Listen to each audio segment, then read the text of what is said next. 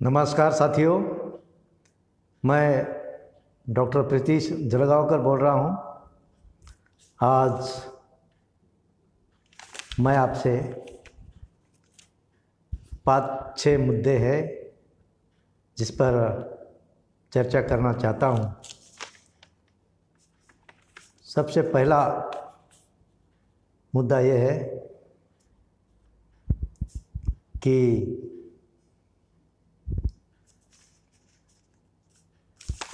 Supreme court ने निर्णय दिया है कि आरक्षित श्रेणी के उम्मीदवार को जनरल कोटे में नौकरी नहीं मिलेगी।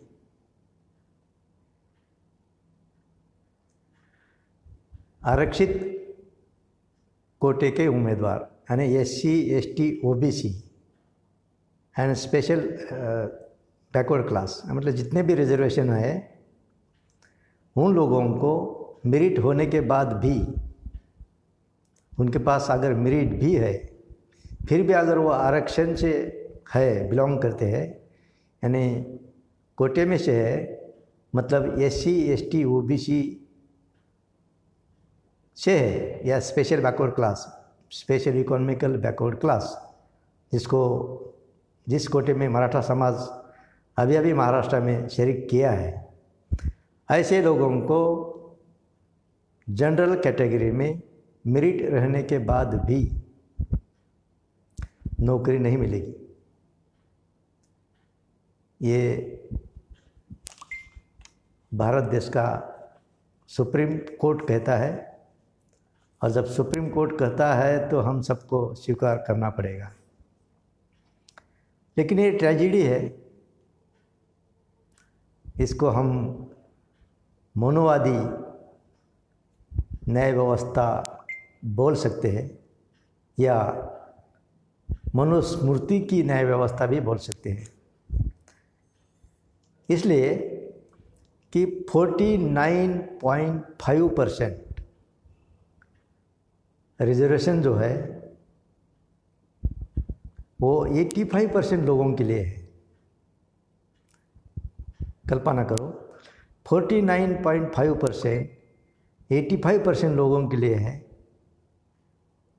रिजर्वेशन, नौकरी के आरक्षण, और 50.50% ये 15% लोगों के लिए है। अभी ये नेचुरल जस्टिस हो सकता है? क्या ये नेचुरल जस्टिस है?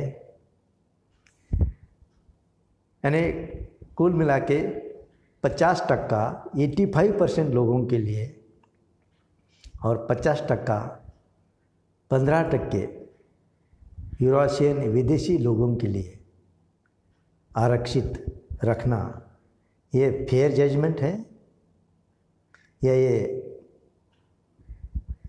निर्णय है?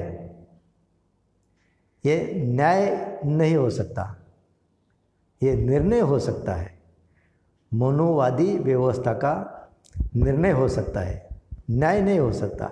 न्याय तो तभी होगा जब 50% लोगों को 50% आरक्षण, 100% लोगों को 100% आरक्षण, जैसे कि 15% लोगों को 15% आरक्षण और 85% लोगों को 85% आरक्षण, ये न्याय हो सकता है।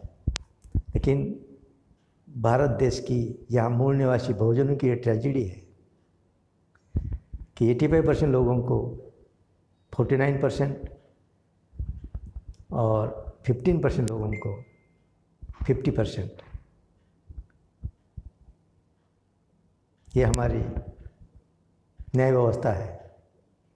अगर इसको मनुस्मृति की न्याय व्यवस्था बोलेंगे तो भी गलत नहीं हो सकता। दूसरा एक मुद्दा है कि भारत देश का नाम संविधान के हिसाब से भारत है, लेकिन 90% पढ़े लिखे लोग 90% पढ़े लिखे लोग इसको हिंदुस्तान बोलते हैं। तो मुझे ये बोलना है, संविधान में अगर भारत को भारत बोलते हैं तो हिंदुस्तान बोलने का मतलब क्या है? और जो लोग हिंदुस्तान बोलते हैं भारत को, क्या फिर उनको उन पर कानूनी कार्रवाई होनी चाहिए या नहीं होनी चाहिए? अगर संविधान के हिसाब से जो देश का नाम है ही नहीं, वो नाम पर अगर हम भारत देश को बोलते हैं, पुकारते हैं, तो ये संविधान के खिलाफ बात है, देश के खिलाफ है और संविधान के खिलाफ है। इसलिए इस पर कानूनी कार्यवाही होनी चाहिए या नहीं होनी चाहिए?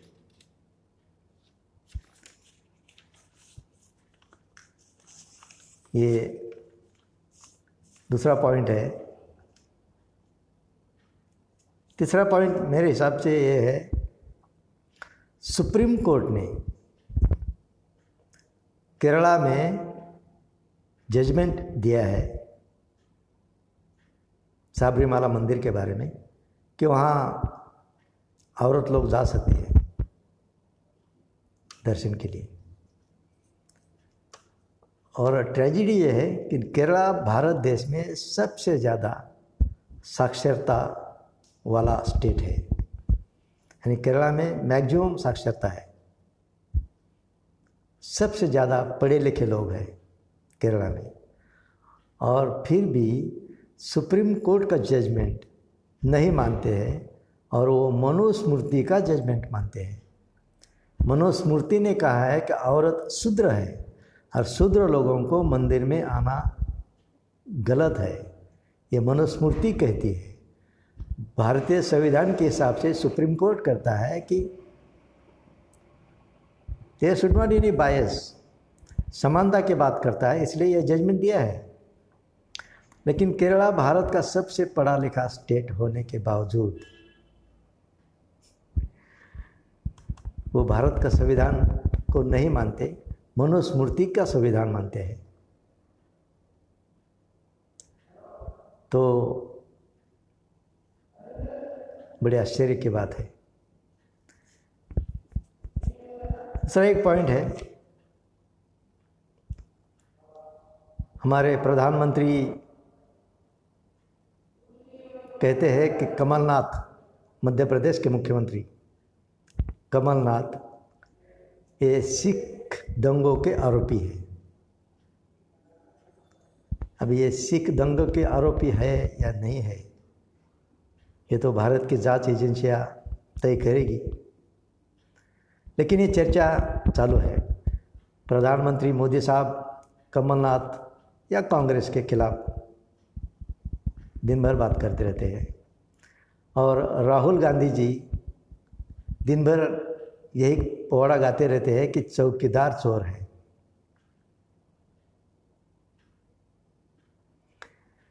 तो ये दो नेता या दो पार्टियां, बीजेपी या कांग्रेस, इनकी ही चर्चा 24 घंटा 24 आवर 24x7 365 डेज होना ज़रूरी है कि भारत में बहुजनों का कोई नेता नहीं या बहुजनों की कोई पार्टी नहीं या बहुजनों के संगठन के बारे में चर्चा नहीं होनी चाहिए। ये मनुवादी लोगों की चर्चा ही दिन भर टीवी चैनलों पे चलती है, सोशल मीडिया पर चलती है, 1-to-1 भी चलती है। ये कब तक हम मानसिक गुलामी से जुड़े रहेंगे? छोड़ दो ये दोनों नेताओं को, बहुजनों की तरफ देखो। बहुजन सोशल मीडिया बहुजनों की अगर मीडिया है, ऐसा अगर मानते हैं, तो बहुजन नेताओं की, बहुजन पार्टियों की, बहुजन संगठनों की बात करो। 24 घंटा ये मोदी साहब क्या कहते हैं, राहुल गांधी क्या करते हैं, मोदी साहब क्या बोलते हैं, राहुल गांधी क्या बोलते हैं, यही दोनों नेता की चर्चा दिन भर चलेगी। भारत देश में बहुजन है नहीं।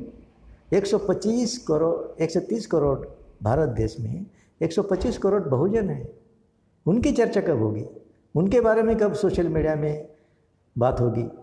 टीवी में, रेडियो में, प्रिंट मीडिया में बात नहीं होगी बहुजनों की। बहुजन पार्टी की, बहुजन नेताओं की, लेकिन सोशल मीडिया में कम से कम इनकी बात होनी चाहिए। हम भी जो टीवी मीडिया या प्रिंट मीडिया या इस पर जो बातें होती है वही हम भी रिपीट करते रहते हैं। हम भी हमारे सोशल मीडिया पे यही काम चलाते रहते हैं।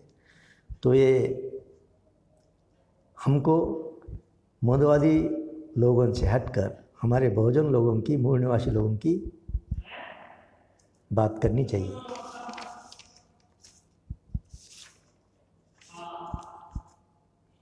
दूसरा पॉइंट ये है कि चंद्रशेखर आज़ाद भीम आर्मी के संस्थापक अध्यक्ष है। चंद्रशेखर आज़ाद इन्होंने पुणे में कहा कि हम इलेक्शन लड़ सकते हैं। अगर पार्टी ने, उनके संगठन ने कहा या नेता ने कहा तो इलेक्शन लड़ सकते हैं। चंद्रशेखर आज़ाद के बारे में भारत के तमाम युवा बहुत उम्मीद लगाए बैठे थे। उनको लगा कि ये एक ब्रांडेड नया जोश का दमदार क्रांतिकारी नेता, जो कांसीराम जी का मानस पुत्र कहता है अपने आप को, कुछ तो भी नया करेगा ऐसा लग रहा था लोगों को, मुझे भी लग रहा था।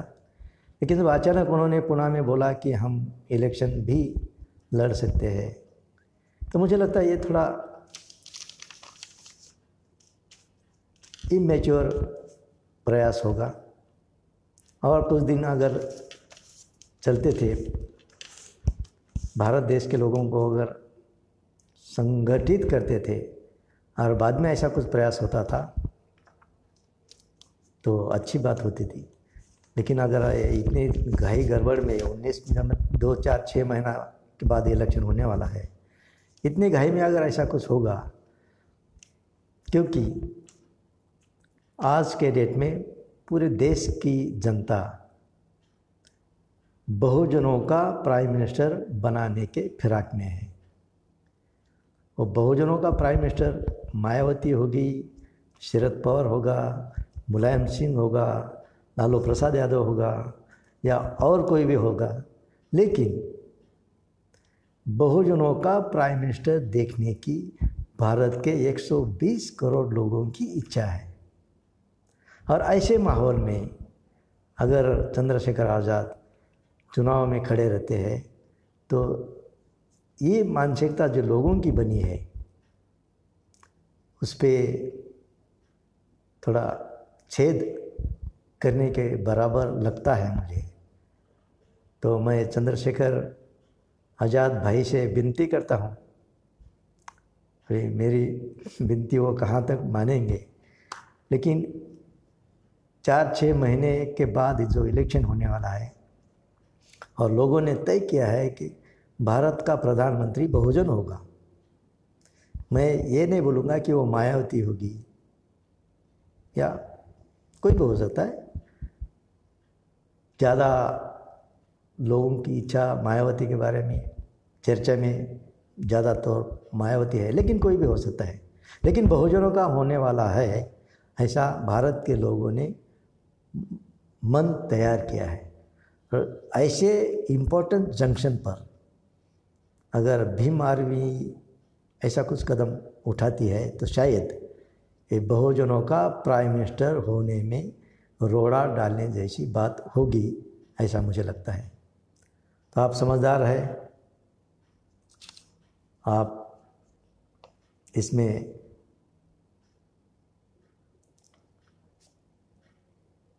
सोच समझकर आपका मन बना सकते हैं।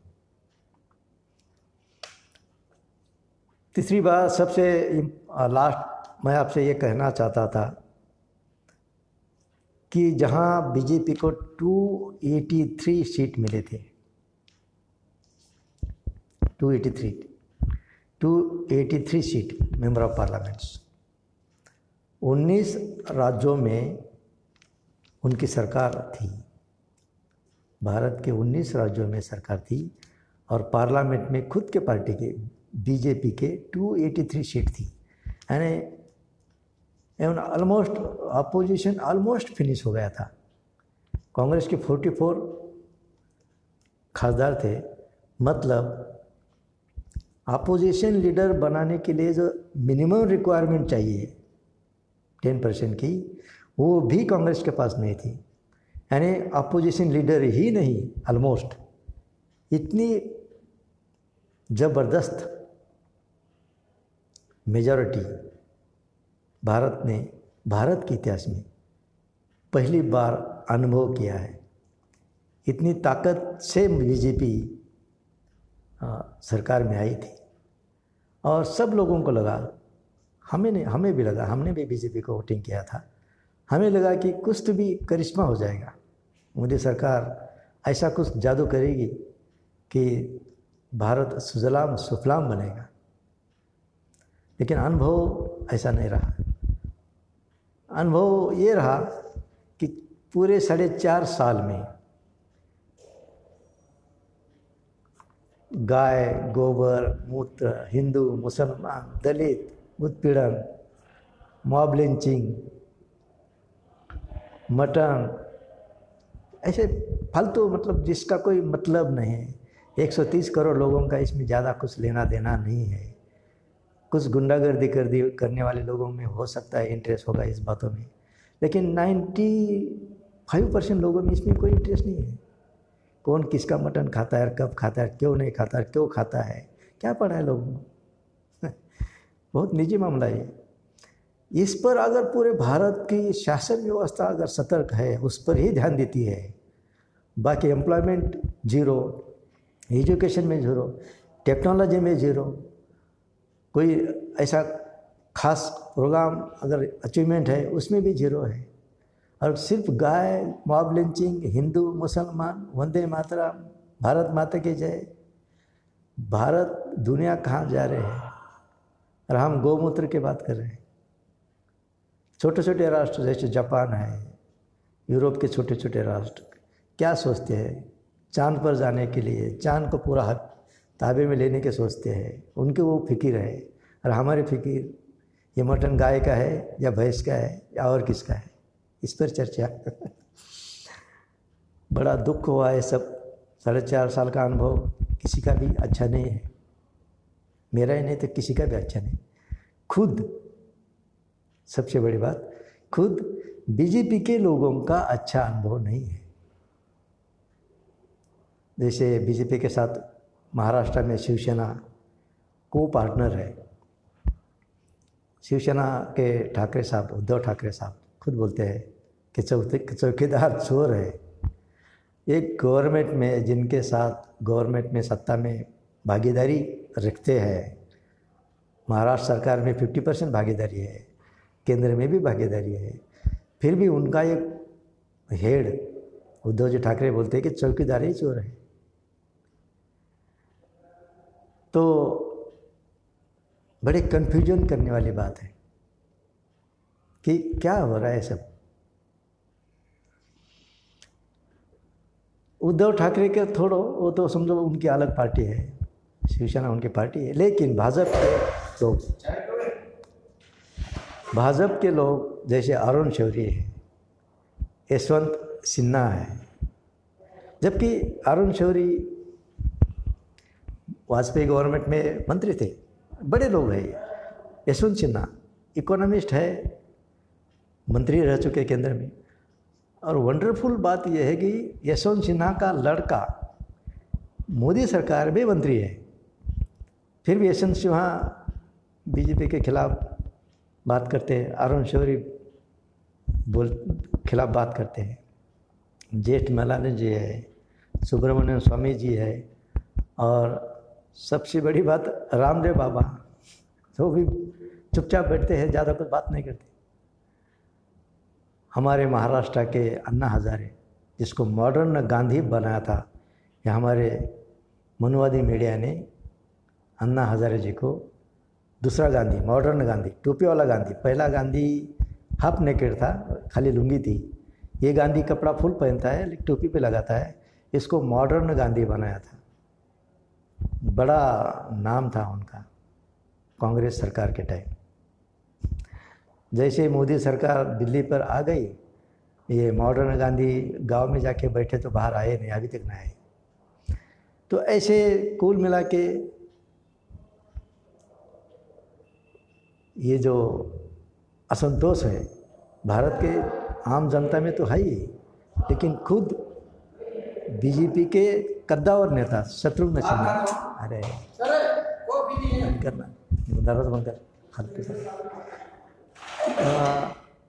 सॉरी, शत्रुघ्न सिन्हा, वो भी, शत्रुघ्न सिन्हा तो स्पष्ट बात करने में जाने जाते हैं पूरे देश में, वो भी बहुत कड़वी बात करते हैं। बाकी जो लोग अलायंस में है एनडीए के साथ जो काम करते हैं, जैसे लोक जनशक्ति, बिहार के मुख्यमंत्री कुमार साहब, बिहार के मुख्यमंत्री ने भी कहा कि ये मंदिर बिंदिर वो हमारा एजेंडा नहीं है, हम उसके साथ नहीं है, हम अलायंस में ज़रूर है एनडीए के साथ, जो कि अक्सर राजनीतिक म्यूचुअल अंडरस्टैंडिंग का पार्ट होता है या मजबूरी भी होती है कभी कभी, उसके तहत वो एनडीए के साथ है, लेकिन मंदिर के लफड़े में वो नहीं है। लोक जनशक्ति के पासवान जी के चिरंजीव, उन्होंने भी अल्टीमेटम दिया था कि अगर सीट शेयरिंग में अगर कुछ गड़बड़ी होती है तो हम ये अलायंस में रहेंगे, इसकी कोई गारंटी नहीं। यानी कुल मिला के मतलब बोलने का ये है कि सब तरफ से लोग अभी सहारा, मतलब जैसे नाव डूबने के पहले चूहे भागते रहते हैं इधर उधर, उस तरह का माहौल है। लेकिन इन सब लोगों को इकट्ठा रखने की जादू थोड़ी बहुत, जैसे प्रमोद जी महाजन के पास वो कला थी, ऐसी कला अगर किसी नेता में, बीजेपी के किसी नेता में अगर थोड़ी बहुत है, वैसे वो कांग्रेस के नेता शरद पवार जी के पास ये कला थी, है आज भी, लेकिन बीजेपी में अगर ये कला है तो वो थोड़ी बहुत नितिन गडकरी जी के पास है। अगर